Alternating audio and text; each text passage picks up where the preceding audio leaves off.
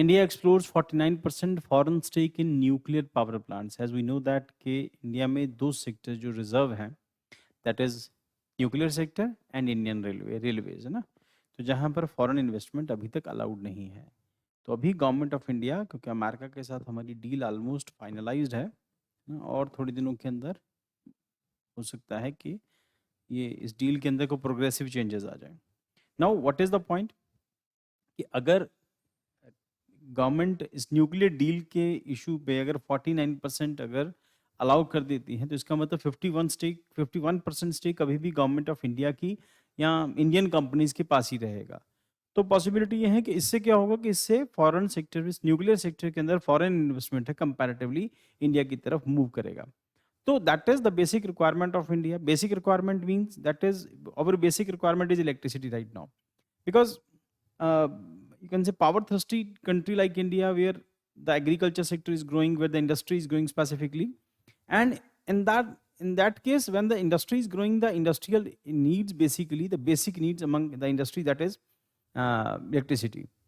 So electricity can be generated through two three mediums, that is first of all that is nuclear energy, second is wind energy, and sustainable energies mein, and some other energies. But the point is, but India is using fossil fuel like other countries, fossil fuel and thermal power plants and hydropower plants. So as we know that hydropower plants are very expensive, है ना, बहुत time लेता है, it takes 10 20 30 years to make a dam. And जो thermal power plants हैं, the problem with those thermal power plants is that के वो अब जो है ग्लोबल वार्मिंग का इशू प्लस एनवायरनमेंट का issue, there are multiple issues है ना, पोल्यूशन से रिलेटेड इश्यूज हैं। सो दैट इज वाई कि सब्सिट्यूट जो बेस्ट नजर आता है that is nuclear energy, although it is not very safe, है ना।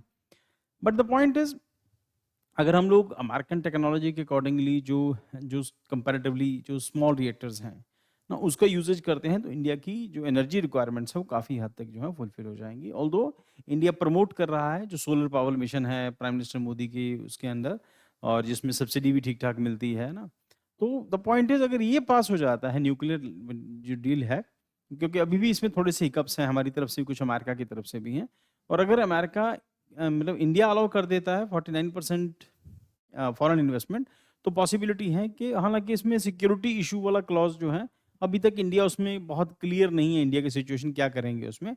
बट अमेरिका का प्रेशर है कि उस क्लॉज में थोड़ी बहुत ही चेंजेस करो, फिर देखा जाएगा क्या होगा, क्योंकि वो एक्सीडेंट से रिलेटेड है। अगर न्यूक्लियर पावर प्लांट में लीकेज होगा तो रिस्पॉन्सिबिलिटी किसकी होगी?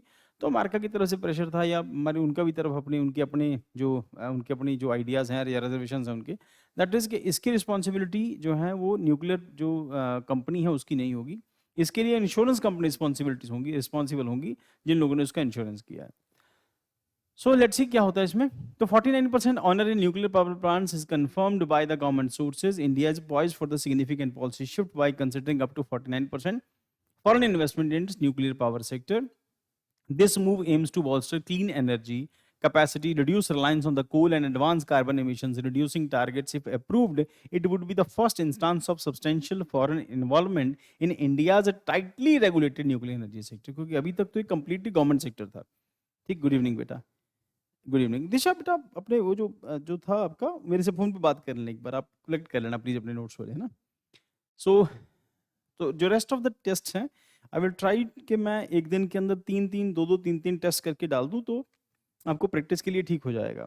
तो कुछ प्रीवियस टेस्ट भी पड़े हैं, वो भी डाल देता हूँ, कुछ और टेस्ट भी हैं, तो कोशिश होगी कि आपके 50-60 टेस्ट जब तक हो जाएँ। सो हाँ, कुछ एक में इसमें थोड़ा उसकी वर्ड फाइल और पीडीएफ फाइल का कुछ इशू था, मैं उसको जाकर रिजॉल्व कर लूँगा, इकोनॉमी वाला जो टेस्ट था, और कोशिश करूँगा कि अब जल्दी-जल्दी मैं वो वाले टेस्ट जो हैं दिशा, मैं आपको उसमें डाल दूँगा। चलो next test. It approved, it would be the first instance of substantial foreign involvement in India's tightly regulated nuclear energy sector. Background: India's nuclear energy framework. Nuclear power contributes approximately 1 gigawatt in India's energy mix, accounting for about, यार बेटा ये छोटा छोटा data जो ना, ये mains में बहुत काम आता है, प्री में इसका कोई क्वेश्चन नहीं आता ऐसे डाटा का, मेंस में काम आता है। तो approximately 8 gigawatts of Indian energy mix, out counting of about 2% of total installed capacity, governed by the Atomic Energy Act of 1960. The sector is exclusively managed by the state-owned entities.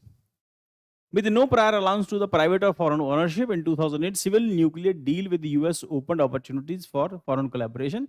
But in Civil Liability and Nuclear Damage Act 2010, with its stringent liability clauses discouraged foreign investment, जिसको हमने discuss किया, वही के laws बहुत है ना, वो strict laws थे, उसकी वजह से कोई भी फॉरेन कंपनी इंडिया में आके काम नहीं करना चाहती थी न्यूक्लियर सेक्टर के अंदर।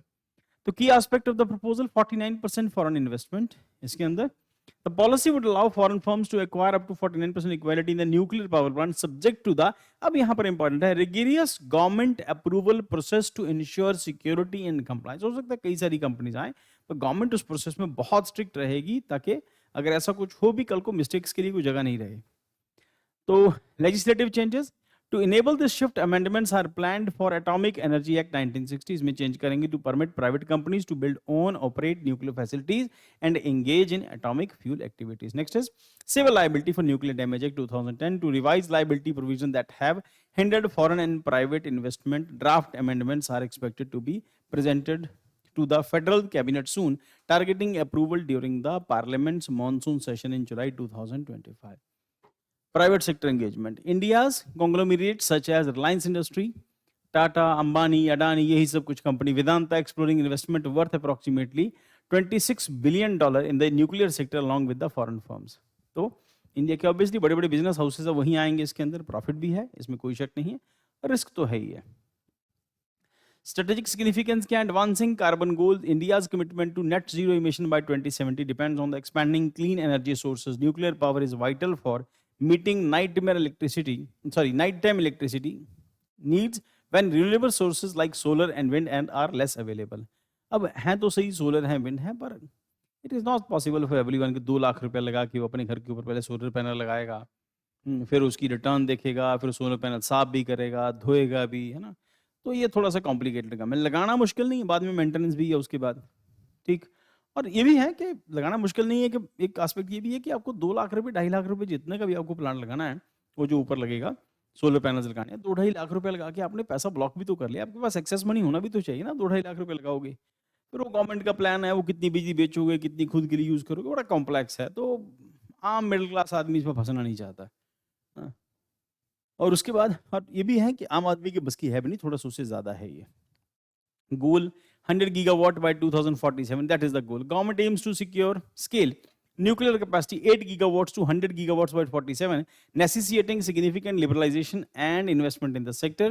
Enhancing global partnership policy could strengthen energy collaboration with nations like US, France, Russia, and companies such as Westinghouse Electric इसके एसीज भी आते थे पहले Westinghouse के, GE, Hitachi, EDF, and Rostom are the interested in the roles of technology providers, contractors or service partners. Let's see क्या होता है कि इसमें, अभी तो लंबा टाइम है, बट ये है कि अभी 49% इन्वेस्टमेंट इंडिया प्लान कर रहा है, अलाउ करेगा, फिर उसके बाद कुछ चेंजेस हैं। Robust oversight, foreign investment will face strict case-by-case scrutiny, ensuring adherence to nuclear non-proliferation and safety standards. Conclusion: India's proposal to allow 49% investment in nuclear power plant marks a transformative step towards modernizing its energy sector by leveraging global expertise, capital. India aims to meet its energy demands, environmental commitments, and strategic objectives. Despite legislative and regulatory challenges, this initiative reflects India's resolve to align its energy policies with its climate and developmental goals.